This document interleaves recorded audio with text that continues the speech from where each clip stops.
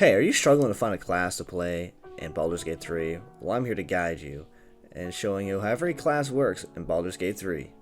So today we'll be looking at a fighter. Probably one of the easiest classes to play in Baldur's Gate 3 because it's pretty straight to the point. You're good at one thing and that's fighting, motherfuckers. When playing a fighter, you have the advantage of being able to wear every type of armor in the game, even though you should be trying to focus on wearing medium and heavy armor as a fighter, mattering if you're a strength or a dex fighter. And we'll get into that later to try to figure out what kind of fighter you want to play, if you're going to go strength or dex, and maybe you want to spice it up and play Eldritch Knight, so you're going to need a little bit of intelligence into that one. So first things first, you're going to pick your fighting style as a fighter. Surprise! There's Archer, Defender, Duelist, Great Weapon, Protector, Two-Weapon Fighter. And if you're going to be a two-handed fighter with a giant great axe or a great sword, maybe a great club, fuck, whatever, fits your shit, I'm going to recommend getting Great Weapon Fighting. It is going to help you re-roll dice, and it's a really good thing. Later on the line, once you get your ASI, we'll talk about that later, you're going to want to get a feat called Great Weapon Master. So if you're going to be a big guy and you want to use a giant great sword, we're going to go with the strength stat here, because you're going to want to need to swing, that big sword, which is, strength. And you're also going to want con. Con is going to be really good because con is your how durable are you. Are you strong? Yes. But are you durable? That's what you're going to need. The HP, basically, that's what it means. How much hit points you're going to get. So what you're going to want to do here is simple.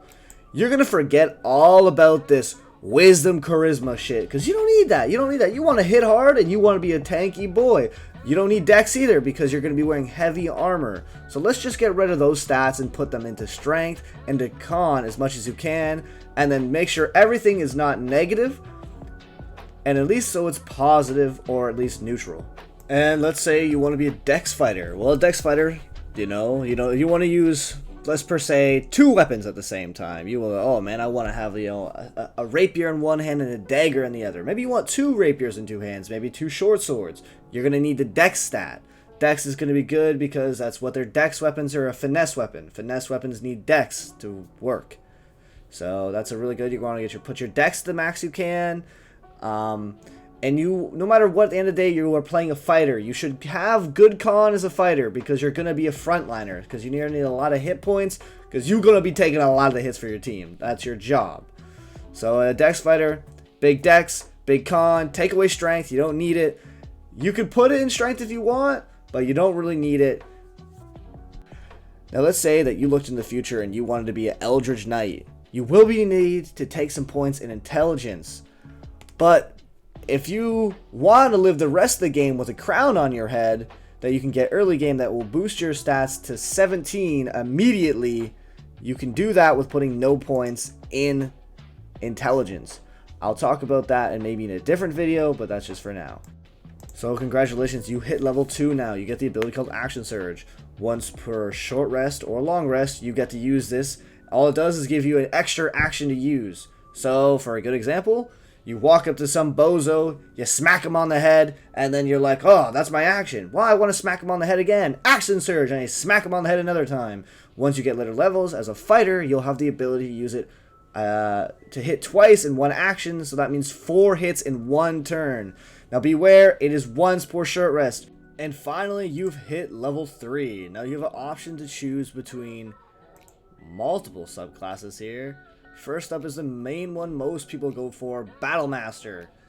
Easily put, Battle Master is, as it says, you're a master of the battlefield. You get superior die techniques, and you get to use these cool maneuvers, the two cool little things. Next up is you have, my favorite, personally, the OG Eldritch Knight. Then afterwards you have the champion. Eldritch Knight, you cast spells and shit. Champion, you have improved critical rolls. If you're that guy who really loves to just gamble and you got a gambling problem, I suggest you play champion. You fish for crits. And there's a lot of information to cover in all of these subclasses. They do so much uniquely, so I'll make a video specializing in every subclass. For now, I'm just generalizing fighters in general and just how you're going to be playing them, because this is for beginners. So now you've hit level 4. This is where you're going to get your first ASI or feat. Now, depending on what you want to do, whatever. I would recommend getting ASI, putting it into whatever your main stat is, whether it's strength or dex, to make sure you do more damage and you have a better hit chance. So now you've hit level 5. This is where the game actually becomes really fun for a fighter. Now you get to bonk people in the head twice. You now have extra attack, so anytime you take the attack action, you can swing twice. Now we're hitting level 6. This is the fun and really interesting part of your kit. Either you go ahead and you take another ASI, or this time you take a feat and you spice it up. Whatever you guys want to do, that's up to you. I always recommend ASIs, but feats are really cool and make unique styles of the game here. I do want to point out really quickly, if you want to be a dex fighter and you want to have 2 swords or 2 rapiers, you're gonna need the dual wielder feat. It is necessary to be able to offhand a rapier. Just so you know, rapiers are the best dex weapon you can wield. Moving on to level 7. This is where a lot of classes as a fighter, subclasses, are going to get their special class features. As I said, I'll go over in a different video. Don't worry too much about this. This is just a class feature that you're going to get. Pretty cool. Now again, surprise, you'll notice a common trend here. You get another ASI. No class in the game gets as many ASI as you for a reason, because you're good at fighting. So, again, should take an ASI, put that in your con, bump that up, get that HP, become an invulnerable man in the front lines. And here's finally a really fun thing to have as a fighter, Indomitable. This is good. You can repeat a save after you fail it once per long rest or short rest.